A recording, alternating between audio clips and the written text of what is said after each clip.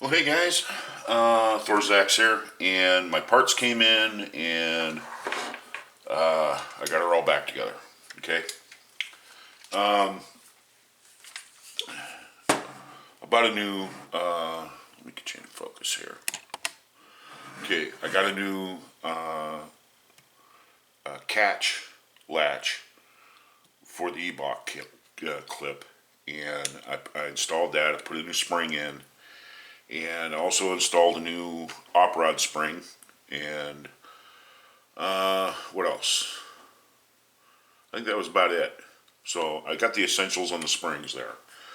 One of the things I wanted to show you guys a little bit about the M1 is, as you can see, mine is glass bedded. Okay, it's got glass bedding all the way through it. But if you buy an M1 from the CMP, you're almost guaranteed that you're going to get a rifle that has not been bedded. Okay, just the way it is, unless you get a national match gun, which I doubt very seriously you're going to get. That's something I wanted to expand on a little bit. Okay, the CMP used to be the DCM, and the DCM was an all government ran organization, and it got started at the beginning of the Cold War in the 50s. And what the DCM was, there was a position that was created, and it was called the Director of Civilian Marksmanship. And the reason why they did that was because they wanted to come out with a training program to train civilians on how to shoot, okay, in case we ever got invaded, okay. And so they had these shooting programs, and that's when the government started the whole thing, and it started rolling there. And I think it was somewhere in the mid 70s, they started selling M1s. Before you couldn't buy them, but then the government turned around and said they're antiquated, they're we consider them antiques. Go ahead and sell them to the civilians. So the DCM started selling these guns. You'd have to shoot a match. You'd have to have it signed by the match director. You'd have to, submit all your paperwork and where you live and, where you work and that you're a good citizen, you weren't a communist and all the rest of this other stuff. And you'd have to go through this background check. And then after a while, they just send you the gun, and the gun would just come in the mail, just like, the CMP does now. If you buy from the CMP, I don't know if you have to actually have it shipped to an FFL anymore, but when I bought mine, I've bought four CMP rifles. Well, actually, two of those were DCM guns from the director, from the DCM, when it was the DCM. And then it got changed to the CMP. But I didn't have to do any paperwork. All I did was did the paperwork. I sent it in to the DCM, and once that was on file, then I could buy a gun. I could buy one gun every year. So, where was I going with this? Oh yeah, you didn't have to have it shipped to an FFL. It would just show up. The FedEx guy would get off get out of his truck. He'd hand you a box. You'd open the box, and the gun would be in there. That's it. So it was kind of cool. Anyway, so the guns that you would get from the DCM or the CMP, as time marched on, they started getting down to the bottom of the barrel. The nicest guns had already went out the door. They started going through a lot more into the rack grade guns, and then they started, reevaluating that, and so they just kept, digging away at these M1s that were being turned in from places like Fort Benning, some National Guard outfit, in Kentucky, found a case of M1s. They'd send them in, and they'd send them in, to the the DCM, and the DCM would just put them up, as rifles that were going to sell. So, when people say that they got their M1s from the DCM and it was brand new, still in the wrapper, that's bull crap. All those guns were rebuilt at one time. They're all made up of mixed match parts. it's very hard to find an all original M1. There's very few of them, very, very few of them. Because like I said, they all went through the rebuild program in the 1950s. Which brings up another situation. The reason why they started selling the M1 is that they had stockpiles of .6 brass that they were storing, or .6 ammunition that they were storing that was aging, okay? And they wanted to get rid of it, okay? But it was going to cost them a lot of money to get rid of all that, .6. So what they did is they started selling .6 through the DCM or the CMP. So you could buy cases of, M2 ball ammunition and buy the case and go out and shoot your matches. But the development for the 308 Winchester, okay, or the 7.62 by 51, started a long time ago. It started, they already had plans on switching from the .6 to the 7.62 by 51, the 308, long before the 308 actually became a commercial cartridge, okay? So they already had that on the drawing books. Matter of fact, the reason why I'm saying that is because on Uncle Jim's show, he was showing some,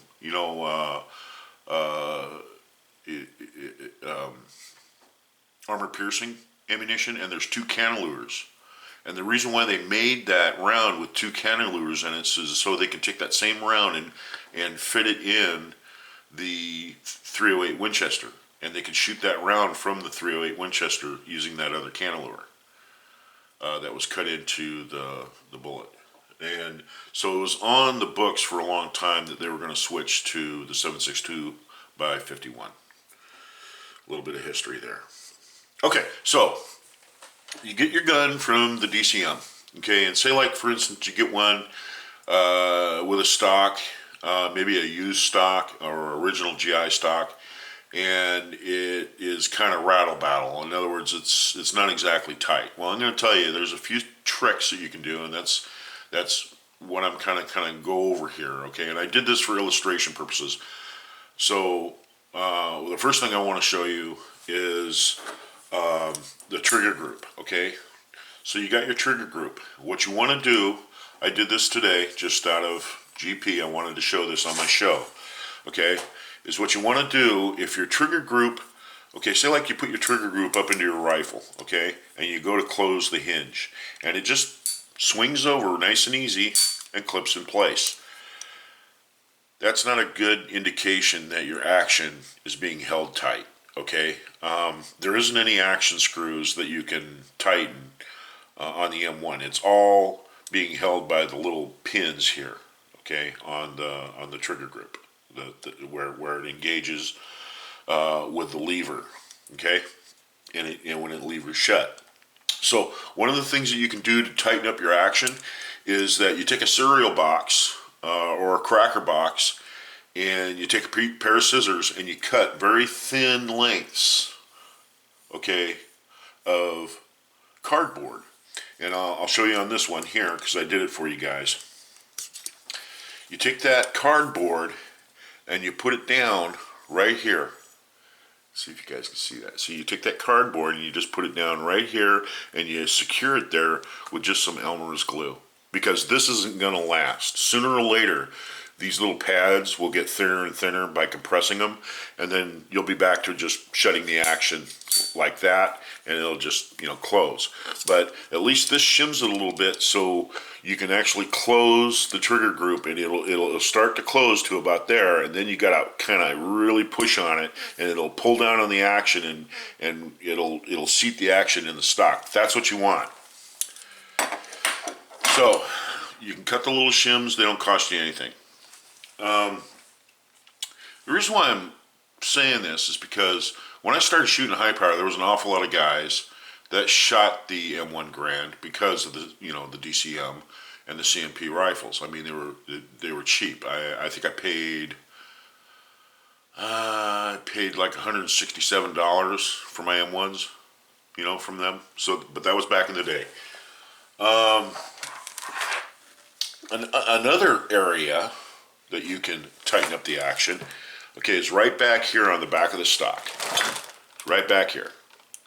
What you do is you take the action out of the stock, and then you go ahead and you take a milk jug and you cut out a square piece.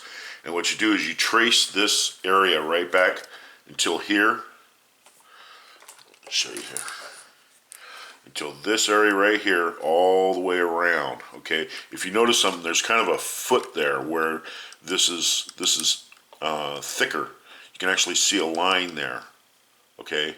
Between the stock and the receiver. What you want to do is you want to cut that little U shape out, okay? You want to make sure it clears the bolt when the bolt moves back and forth, that it doesn't get caught in there. But you take that piece of milk jug shim and you stick it up underneath there, and like I said, you take a little Elmer's glue and glue it on there, and then that combined with this will make a very tight action. Kind of a I wouldn't exactly say it's as good as glass bedding, but anything can be better than having a loose receiver just banging around in your stock while you're shooting. You won't get real good accuracy that way. Here's another thing too.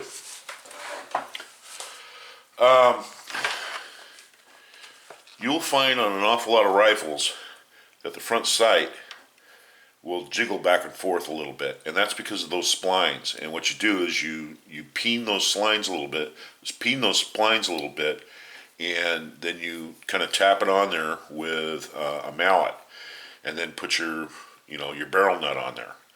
And what that does is that holds the front sight securely, and it won't move back and forth. On rack grade guns, I don't think you're really going to get anything out of them by free floating the stock. If you're going to free float the stock, you might as well do the whole glass bed job to the action, because that's what you're basically after. Free floating that won't make any difference because your receiver is still banging around back there. Here's another thing too. Rifles are a funny thing.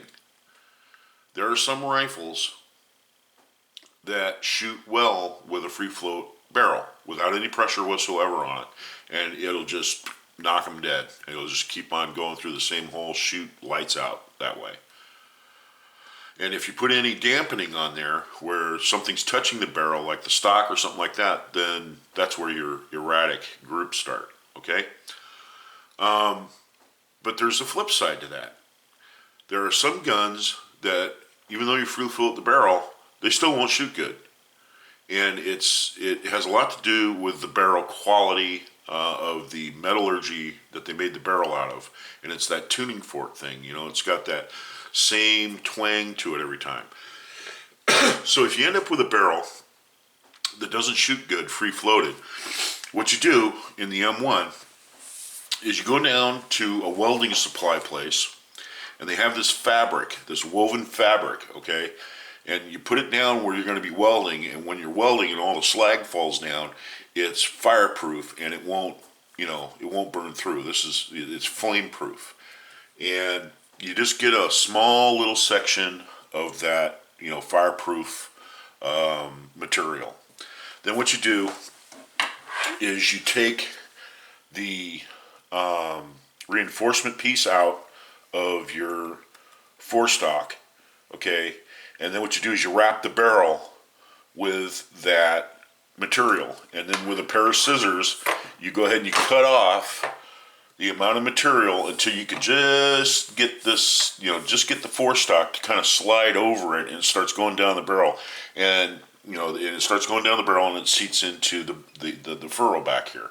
And what that does is that works like a de-resonator, and what it'll do is that it'll dampen that harmonics that's making the gun not shoot properly, and then try a few rounds through it, and sometimes that works.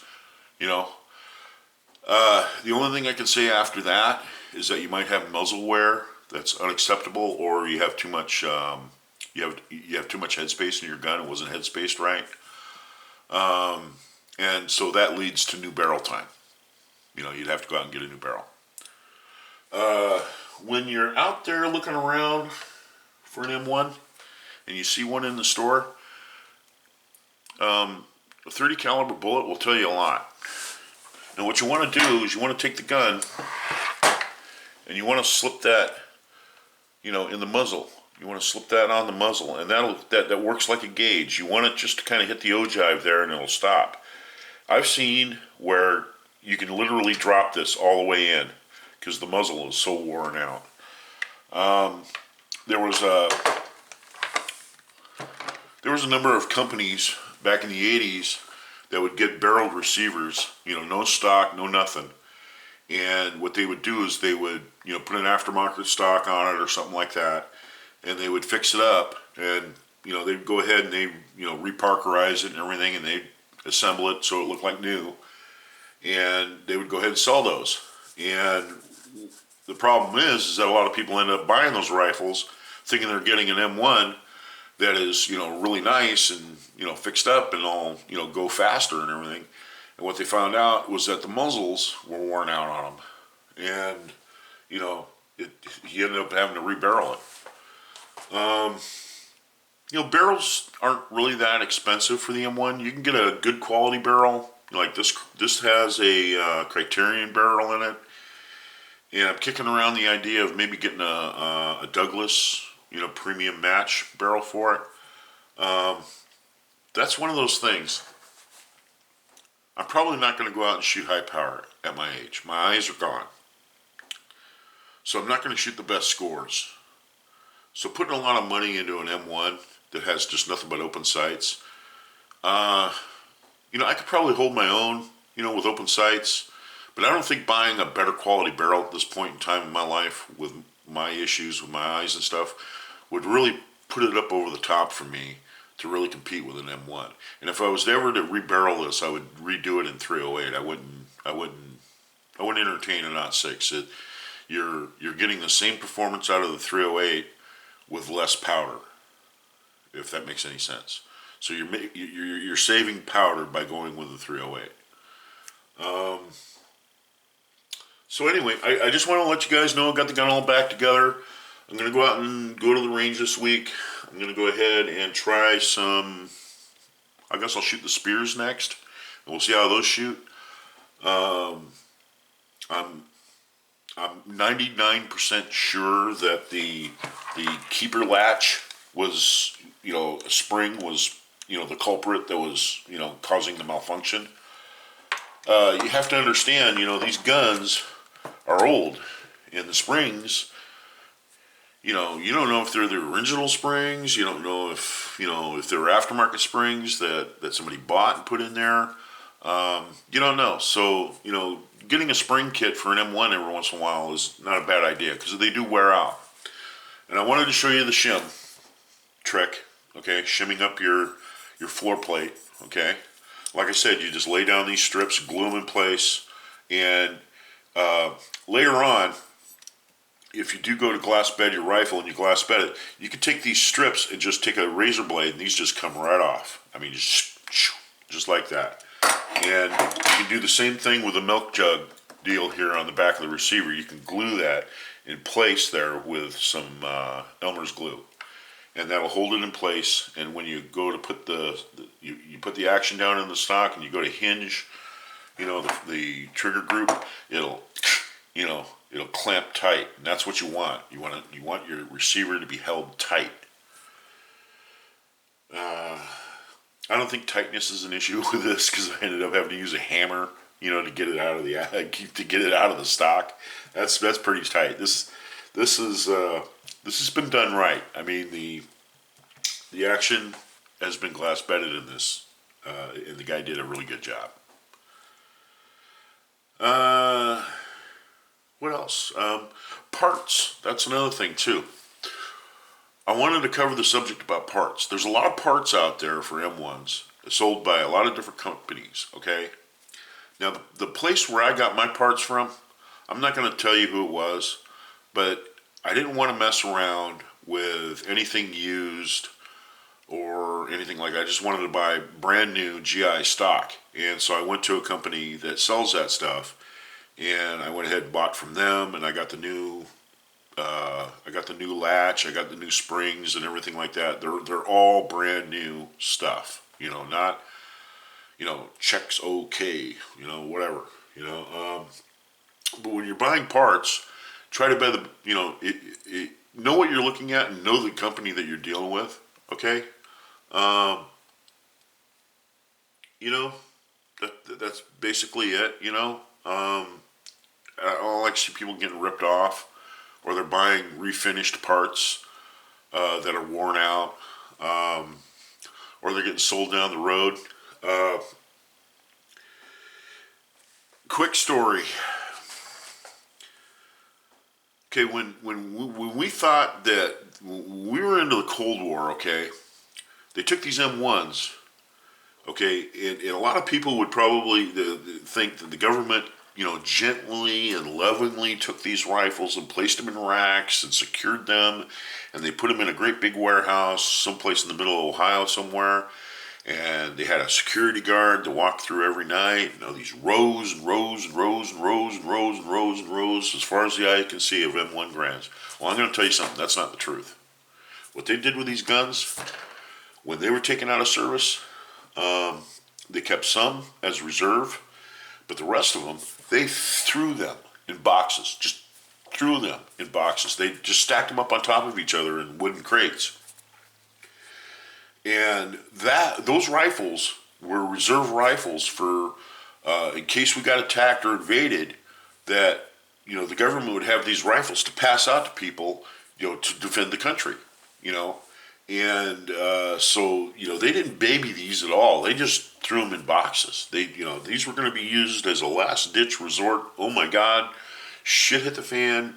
We got to defend the country, and that's what these. Those are the guns that you're getting from the CMP. Well, not so much anymore. The CMP, I believe, is out of U.S. Okay, guns that had been here in the United States all these years. I think they've pretty much gone through all those. There isn't any more. Like I said, with National Guard outfit in Kentucky somewhere. They said in a case of M1 Grands that had been sitting in their, locker or whatever, arms locker or whatever. Those days are gone. Okay. What you're getting now is a lot of Lend-Lease stuff that's coming from Korea. It's coming from Indonesia. It's coming from all over the world. We gave them these rifles, to try to help stop the spread of anarchism, communism, socialism, whatever. We gave them these rifles to go ahead and use, and like South Korea, they Lend-Leased them for so long, and then they turned them back in, and then the CMP got them, and then they went ahead and they sold them. And the same thing with Denmark, Germany, Norway, European countries, same thing. All those Lend-Leased M1 Grands that come out of Europe are all Lend-Leased guns. They're still M1 Grands. They're still made by U.S. companies. They're still World War II or Korean guns. The thing is, though, is they've been out of country and they're coming back, and that's it. So that's what you're getting nowadays. However, when they were going through the whole thing about sorting the guns out and throwing the guns in boxes, the ones that they did keep in reserve, because there was an awful lot of fans for the M1. Okay. When they came out with the M14, there was a lot of officers and there was a lot of high-ranking military people that really didn't like the M1A or the M14, and they preferred the M1. And so they used their military power, okay, in their position, to start what was called the National Match M1 program. And what happened is that Springfield Armory started making parts, and what they would do is they would stamp those parts as National Match, like on op rods, barrels, stuff like that. They were stamping them National Match for that program. Those guns would be identified as National Match guns to be used in National Match competitions for the Army, for the AMU. And that's pretty much it. Now here's the kicker. There's absolutely no system, there's no difference in the quality or the dimension of those national match parts, as far as the receiver parts, the hammer, all the rest of that stuff that might be marked national match. They're the same dimensionally as the standard. Okay, it's just that money had to come out of a rice bowl, and that's what the military did by coming out with the national match program. Okay, so the only thing really that's national match, quote unquote, on the M1s is the sights. You got the hooded rear sight. You can turn it for your half-minute adjustment. You can turn it, and then you got a half-minute up or a half-minute down. And the front sight. The front sight on these is 062. And what that means is that when you line up on your bowl width is going to be the same width of the front sight. And then, so, you can get, when you look at your front sight, you just got that dot that's the same width on the top. But that's it. There's no really any real extra special national match. Unless barrels, like Krieger and Douglas and that sort of thing, then you're starting to look at barrel quality. That's another thing too I wanted to go ahead and kind of go over. I know this is getting long, and I'll cut it off after this. Places like Anniston, places like Crane, Indiana, Quantico, Fort Benning, places like that where there was an epicenter of marksmanship training, had armorers, okay? And what these armorers would do is they would get a batch of M1 barrels, okay, and they would air gauge them. And they would get like 100 barrels. And all these barrels were supposedly match grade barrels, okay? And they would air gauge them. And there might be 10 out of 100 that really are the cream of the creme, okay? And then those barrels got passed out to people that were their top shooters, okay, depending on where you were in the, pecking order there. The rest of them, they were stamped national match, but they really didn't have that much more quality than a standard barrel. So, that whole national match thing or match grade has been thrown around so much, especially in the civilian, sector, that it really doesn't mean anything because it's match grade compared to what? Your standards, your criteria, your tolerances, or the tolerances of the industry, or the tolerances of match shooters, or the tolerances of whoever, It really is a widely used thing. And, if you call up any of these barrel companies and you ask them, what's the quality of your barrels? It's just like if I went to a friend's house who really knew trucks and I was going to go ahead and buy a truck. So we went down Auto Center Road, all the different dealerships, and we went into each and every one of those dealerships. I guarantee you that salesman's going to come out and say, we build the best trucks in the world. That's exactly what they're going to tell you. And that's exactly what these barrel companies do. We build the best barrels in the world. I'll tell you who's got the best barrels. The people that have got the best barrels are the people that when you go to their website, you see trophies and distinguished, marksmanship badges. You see, gold medals, for being won in competition. All these medals and all this stuff. That's all that guy's, qualifications of what kind of a marksman he is. And if he's running the company, he sells his barrels to match shooters. And those match shooters are depending on him to make good barrels. So, those are the people that you need to go and see. Going on the internet saying match grade, AR-15 barrels. There must be 100 different companies that are going to say we build the best barrels in the world, but there's only very few that really do.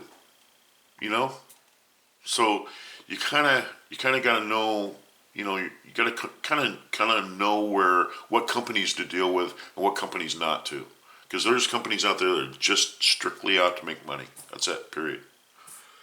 So I'm going to wrap this up, get this uploaded. I'll be out at the range. I'm going to go ahead and shoot probably the spears next. The nozzlers, they shot okay, but I think I'm going to be able to do better. We'll see how that goes. I've also got a bunch of the M2s, the M2 ball project. I already loaded a bunch of those with 49 grains of IMR 4064. 49 grains of 4064, IMR 4064. And I used CCI primers on those. So, that's the status. Just thought I'd let you know I got the old girl back together, so we'll get out there and rock and roll. It's Thorzax, signing out.